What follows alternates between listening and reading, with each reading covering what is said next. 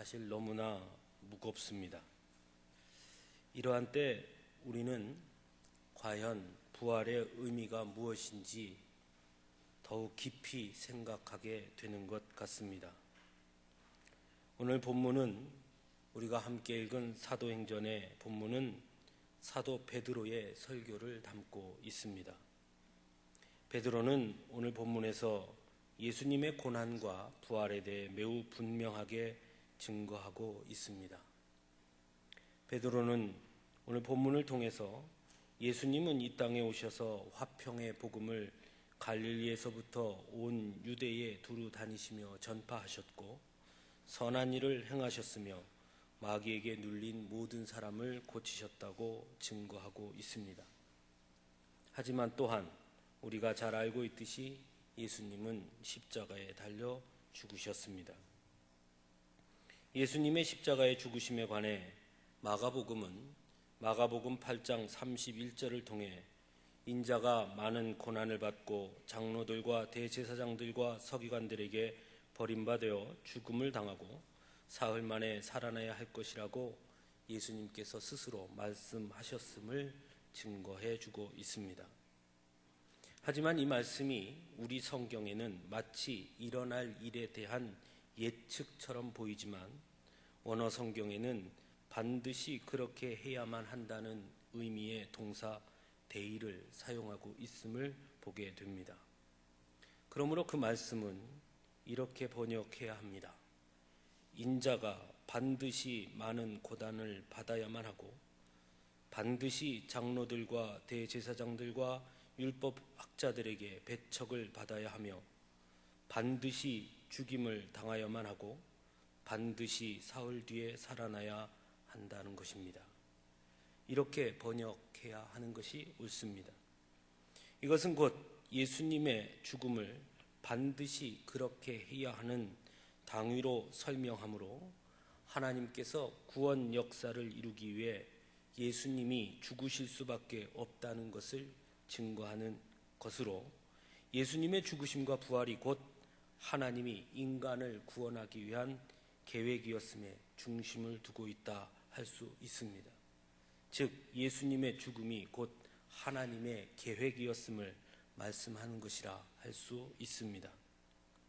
또한 겟세마네 동산에서 예수님께서 기도하실 때 아버지여 만일 아버지의 뜻이거든 이 잔을 내게서 옮기시옵소서 그러나 내 원대로 마시옵고 아버지의 원대로 되기를 원하나이다 기도하셨고 십자가에 달리셨을 때는 엘리 엘리 라마 사박다니 나의 하나님 어찌하여 나를 버리셨나이까 라고 절규하셨음을 통해서 예수님의 죽음은 곧 하나님의 계획이며 하나님의 뜻이었음을 증거하고 있습니다. 또한 예수님의 부활 사건을 증거함에 있어서도 막달라 마리아와 야고보의 어머니 마리아 그리고 살로메가 안식일 후 첫날 무덤에 찾아갔을 때 흰 옷을 입은 한 청년이 놀라지 말라 너희가 십자가에 못 박히신 나사렛 예수를 찾는구나 그가 살아나셨고 여기 계시지 아니하리라 말씀하심을 통해서 예수님의 부활 역시도 하나님의 계획하심과 간섭하심이었음을 증거하고 있습니다. 사도 바울 역시도 고린도전서 15장 3절에서 4절을 통해 성경대로 그리스도께서 우리 죄를 위하여 죽으시고 장사 지낸 바 되셨다가 성경대로 사흘 만에 다시 살아나사라고 증거하므로 예수님의 죽음이 우리를 위해 우리 죄 때문에 죽으신 대속적 죽음이었고 인간을 구원하기 위한 하나님의 계획을 이루기 위한 죽음이었으며 부활 역시 하나님의 계획하심 가운데 이루어진 사건이라고 증거하고 있습니다. 분명 이러한 사도 바울과 마가복음의 증거처럼 예수님의 죽음과 부활은 인간을 구원하기 위한 하나님의 계획이었으며 인간의 죄를 위한 대속적 죽음이며 부활은 구원의 완성임에 틀림이 없습니다. 그 은혜로 우리는 모두 구원받았고 영원한 생명을 얻게 되었으며 하나님과 완전한 회복을 이루게 되었습니다. 하지만 오늘 본문에서 베드로는 예수님의 죽음을 조금 다른 측면에서 다루고 있음을 보게 됩니다. 베드로는 오늘 본문 39절에서 아주 분명하게 그들이 나무에 달아 죽였으나 라고 증거하므로 예수님의 죽음에 대한 인간의 책임을 분명하게 증거하고 있습니다. 즉 예수님을 죽음으로 내몬 것이 하나님이 아니라 인간이라고 분명하게 못 박고 있는 것입니다. 이것은 분명 예수님은 우리를 위해 죽으셨고 인간을 위한 하나님의 구원 계획으로 이루어진 일이었으나 그렇다고 과연 인간은 예수님의 죽음에 책임이 없는가 하는 질문을 던지고 있는 것입니다. 이러한 베드로의 관점은 우리에게 참으로 많은 것을 생각하게 합니다. 우리는 예수님의 죽음과 부활을 접할 때마다 우리의 책임보다 하나님의 은혜와 사랑에만 집중할 때가 많기 때문입니다. 하지만 베드로는 예수님의 죽으심과 부활에 관한 인간의 몫을 생각하게 하고 있습니다. 다시 39절에서 40절을 보시기 바랍니다. 우리는 유대인의 땅과 예루살렘에서 그가 행하신 모든 일의 증인이라. 그들이 나무에 달아 죽였으나 하나님이 사흘 만에 다시 살리사 나타내시되. 무슨 말입니까? 인간은 예수님을 나무에 달아 죽였으나 하나님은 예수님을 사흘 만에 다시 살리셨다고 증거하고 있는 것입니다. 즉 하나님은 살리는 일을, 인간은 죽이는 일을 감당했음을 말씀하고 있는 것입니다. 베드로는 본문 34절에서 이미 하나님은 사람의 외모를 보지 아니하시며 하나님을 경외하며 의를 행하는 사람은 다 받으시는 분이심을 증거합니다. 그러나 이러한 하나님의 사랑을 거부한 것이 바로 예수님을 나무에 달아 죽게 했던 것입니다. 유대인들은 왜 예수님을 십자가에 달아 죽게 했습니까? 그들 역시 자신들의 이익과 기득권을 지키기 위해서였습니다. 그들은 분명 성경 말씀을 통해 예수님을 알았으나 거부했습니다. 하나님의 말씀보다 자신들의 이익과 기득권이 더 중요했기 때문입니다. 하지만 이러한 모습이 과연 유대인들만의 모습은 아닌지, 우리들에게는 있지 않은지 생각해 보게 됩니다. 우리 역시 외적인 기준으로 사람을 평가하고 눈에 보이는 것으로 판단할 때가 참으로 많기 때문입니다. 외적인 기준으로 성공 여부를 판단합니다. 부모의 재산, 학벌, 정치적, 육체적 힘 등으로 외모 지상주의라는 말이 나올 정도로 외적인 것에 치중합니다. 도덕과 윤리보다 눈에 보이는 돈, 경제적 이익만을 쫓아갑니다. 이번 진도 세월호 침몰 사건만 봐도 그렇습니다. 어른들의 눈앞의 이익 때문에 눈앞에 보이는 자신들의 이익과 체면과 성공에 눈이 멀어서 결국 생떼 같은 아이들이 지금도 차가운 바닷속에 갇혀 있습니다. 사고 처리 과정을 봐도 조금도 다르지 않습니다. 정부 관료들은 하나같이 우왕좌왕 자신들의 자리 지키기에만 여념이 없고 윗사람 눈치 보기에만 여념이 없습니다. 그들의 눈에는 사람이 보이지 않습니다. 왜 이렇게 되었습니까? 언론도 마찬가지입니다. 속보 경쟁에 눈이 멀어서 진실보다는 자극적인 제목들을 뽑는 데 혈안이 되어 있습니다. 확인되지 않은 소식들을 무차별적으로 보도하므로 실종자 가족들의 가슴과 모든 국민들의 가슴에 더 큰 아픔과 상실감을 주고 있습니다. 왜 우리 사회가 이렇게 되었습니까? 과연 누구의 책임입니까? 인터넷 댓글에 보니 하나님은 뭐 하시느냐고 누군가가 물었습니다. 과연 하나님의 책임입니까? 아니면 수학여행 가던 고등학교 2학년 학생들의 책임입니까? 움직이지 말고 가만히 있으라 지시한 어른들의 말에 순종하고 가만히 있던 너무나 순진하고 가여운 그 어린 것들의 책임입니까? 아닙니다. 분명 그들의 책임은 아닐 것입니다. 바로 우리들의 책임입니다. 선거 때마다 잘 살게 해준다는 말, 집값 오르게 해준다는 말, 경제 활성화, 부자 되게 해준다는 말 등 외형적인 성공과 경제적 부를 약속하는 것만 바라보고 선택한 우리 어른들의 책임입니다. 눈앞의 이익에 너무 쉽게 용서하고 너무 쉽게 타협하고 너무 쉽게 잊어버렸던 우리들의 책임입니다. 지금 가지고 있는 눈앞에 보이는 것을 지키기 위해 더 나아가 조금 더 많은 것을 갖기 위한 어른들의 욕심이 결국은 이런 참사를 낳은 것 아니겠습니까? 지금 우리의 모습이 과연 예수님을 십자가에 달아 죽였던 유대인들과 다르다고 할 수 있겠습니까? 성도들이라고 다르다고 할 수 있습니까?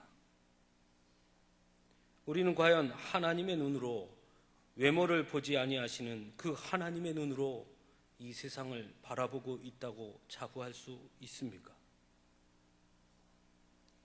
그래서 더욱 참담합니다. 그래서 저 차가운 바닷속에 있는 아이들에게 너무나 부끄럽고 미안합니다. 그래서 가슴이 미어지고 눈물이 흐릅니다.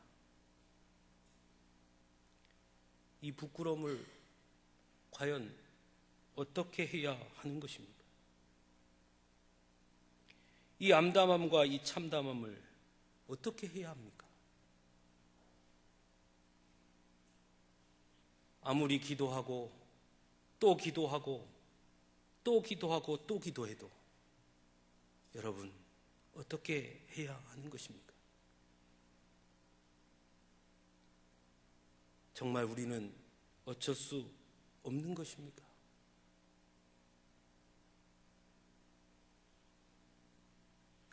맞습니다. 우리는 어쩔 수 없습니다.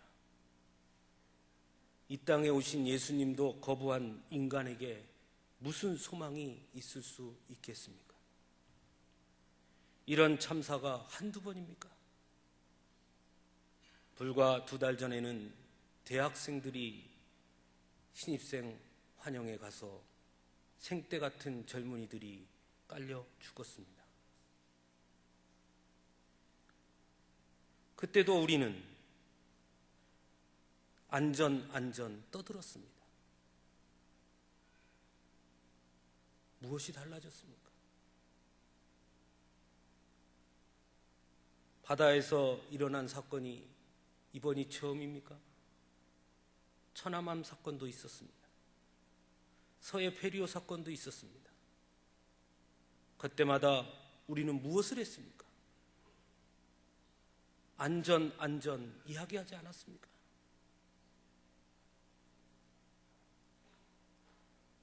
박근혜 대통령은 대통령 취임을 할 때 행정안전부를 안전행정부로 바꾸었습니다.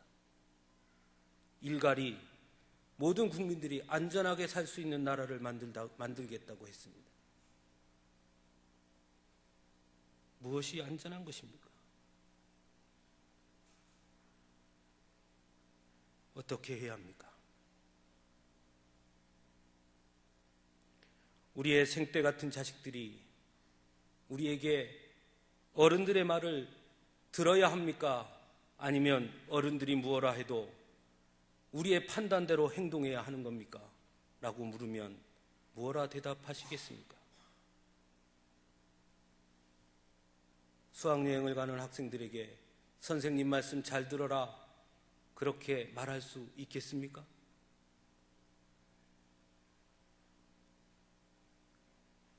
우리에게는 소망이 없습니다. 그래서 더 괴롭습니다. 더 암담하고 더 참담합니다. 이 사건이 지나고 나면 또 얼마 못 가서 우리는 너무 쉽게 잊을 것이기 때문입니다. 내일이 아니라고, 내 새끼가 아니라고 그저 옆에서 안 됐네 몇 마디 하고 그치는 것이 우리들입니다. 소망이 없습니다. 이 땅에 오신 예수님도 그토록 거부하고 예수님을 십자가에 달아 죽인 인간에게 무슨 소망이 있을 수 있겠습니까? 하지만 베드로 사도는 오늘 본문을 통해 또 한 가지를 증거합니다. 그러나 하나님이 사흘 만에 다시 살리셨다. 예수님이 십자가에 달려 돌아가셨을 때 분명 인간의 탐욕이 승리하는 것처럼 보였습니다. 만일 그렇게 끝났다면 우리의 이 암담함과 참담함, 절망감을 해결한 길은 보이지 않았을 것입니다. 예수님이 죽으셨다는 것은 곧 하나님의 부재를 의미하는 것이니 말입니다. 하지만 하나님은 예수 그리스도를 사흘 만에 다시 살리셨습니다. 캄캄함과 절망의 수렁을 그저 두고 계시지 않았습니다. 외형적인 것에 눈이 멀어 하나님의 사랑과 은혜를 깨닫지 못하고 눈앞의 이익 때문에, 기득권 때문에 예수님을 인간은 죽였으나 하나님은 다시 살리셨습니다. 결코 인간의 탐욕과 절망을 그저 두지 아니하신 것입니다. 모든 참담함과 암담함의 무거움을 거두어 주시고 진정 새로운 피조물로 우리의 눈을 다시 보게 해 주신 것입니다. 세상의 힘이 눈에 보이는 것이 기준이 아니라 부활의 주님이, 예수님을 다시 살리신 하나님이 우리의 재판장이 되어 주심으로 결국 하나님의 눈으로 모든 것을 심판하신다는 것을 알게 해 주신 것이 바로 부활인 것입니다. 그러므로 부활은 소망이고 기쁨이고 새로운 시작인 것입니다. 예수님이 십자가에 달려 돌아가신 후 제자들은 깊은 절망감과 상실감에 빠졌습니다. 스승을 지키지 못했다는, 스승을 버리고 도망쳤다는 그 참담함과 암담함이 무겁게 짓눌렀습니다. 특히 베드로는 더욱 심했을 것입니다.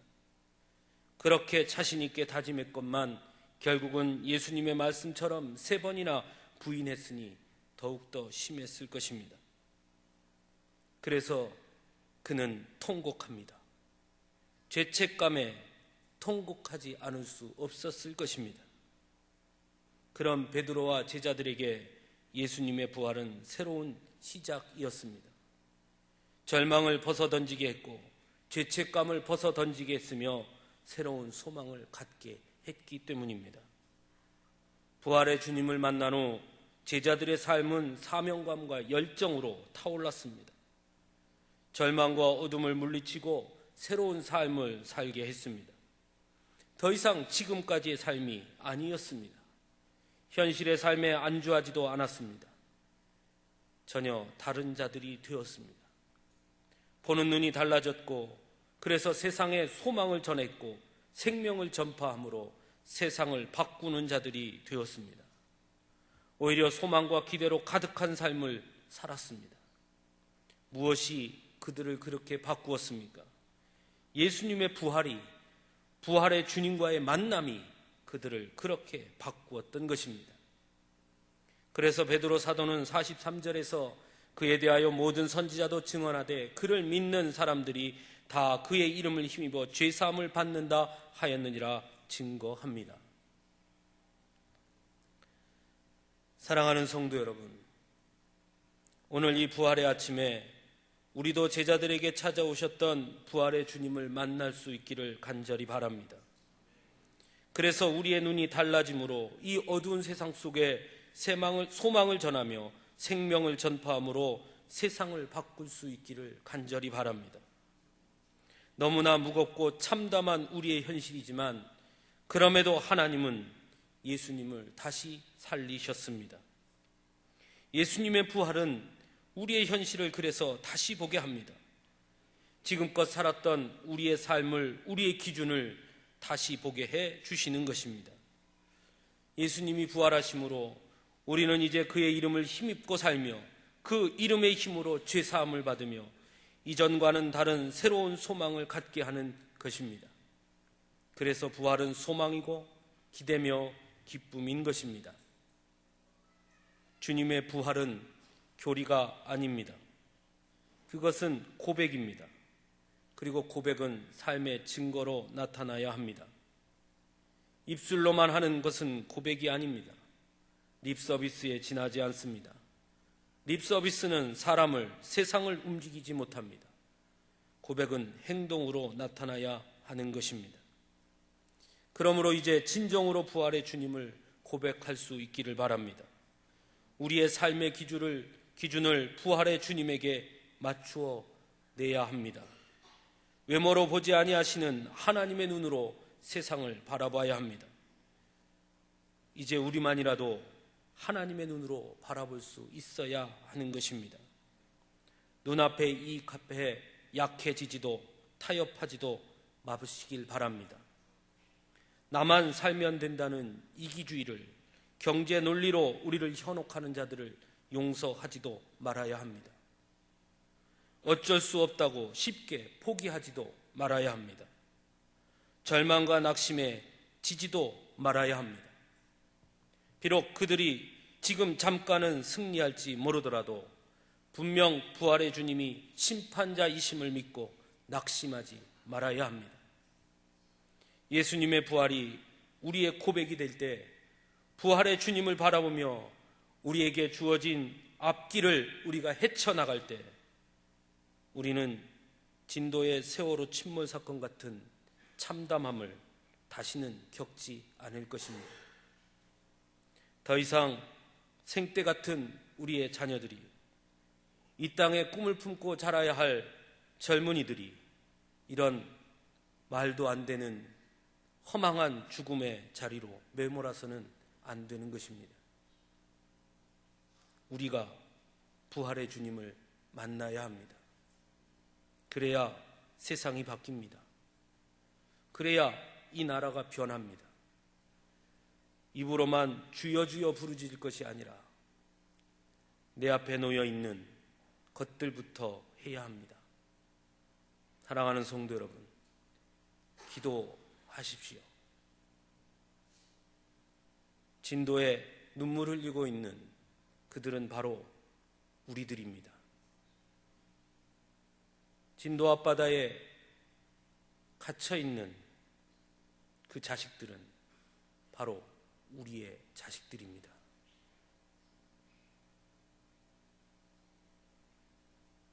우리는 같이 아파해야 합니다. 같이 고통스러워야 합니다. 그저 안 됐다, 불쌍하다, 어쩌면 좋냐 동정하는 것이 아니라 여러분 심령 깊은 곳으로 우시기 바랍니다.